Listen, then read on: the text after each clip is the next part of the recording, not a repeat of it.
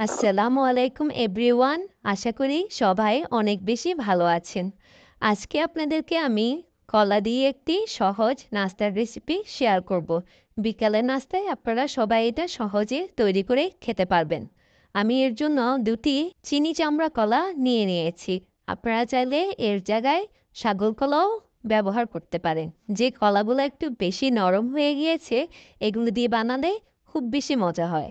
আর তাছাড়া খুব নরম হয়ে যাওয়া কলাগুলো কিন্তু আমাদের খেতে অতটা ভালো লাগে না।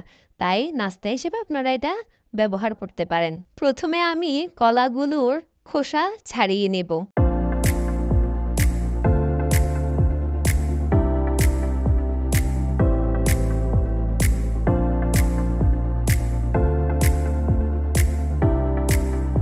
এরপর একটা গ্রেটারের সাহায্যে কলাগুলোকে আমি খুব ভালোভাবে গ্রেট করে নেব।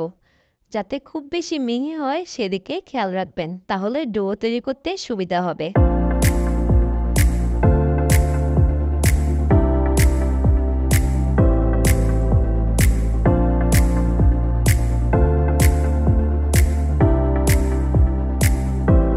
কলা দুইটি পেস্ট তৈরি হয়ে গিয়েছে। এখন আমি এতে কিছু প্রয়োজনীয় উপকরণ অ্যাড করব। প্রথমে রুম টেম্পারেচারে রাখা একটি ডিম ফেটে আমি এটা এখানে দিয়ে দেব। দিয়ে দেব সামান্য পরিমাণ লবণ, ২ চামচ গুঁড়ো দুধ, ৪ চা চামচ পরিমাণ চিনি, আর দিয়ে দিব ১ চামচ বেকিং সোডা পাউডার। এবার সবগুলো উপকরণ আমি খুব ভালোভাবে মিক্স করে নেব।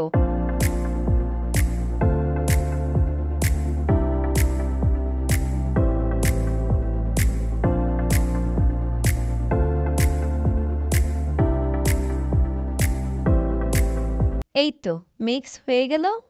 এবার আমি একটি মিক্সিং বাউলে ২ কাপ পরিমাণ ময়দা নিয়ে নেব।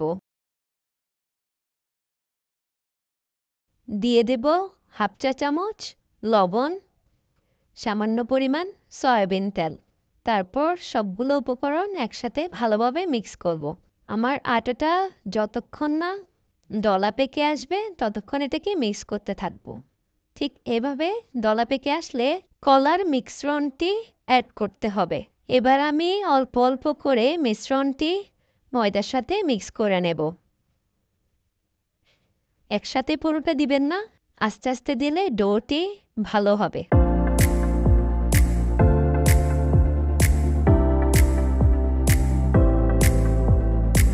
আমার ডো রেডি হয়ে গিয়েছে। এখন আমি এটা দিয়ে রুটি তৈরি করে নেব।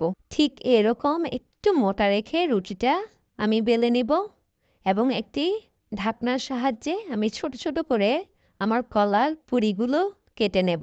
আপনারা চাইলে যে কোনো শেপে দিতে পারবেন। আমার কাছে গোলটা ভালো লেগেছে তাই আমি গোল করে বানিয়েছি। এভাবে করে আমি সবগুলো পুরি বানিয়ে নিয়েছি। আপনারা চাইলে এভাবে করেও ডিপ ফ্রিজে রেখে সংরক্ষণ করে পরে যে কোনো সময় ভেজে খেতে পারবেন। আমি কয়েকটি পুরি ভেজে আপনাদের দেখাচ্ছি।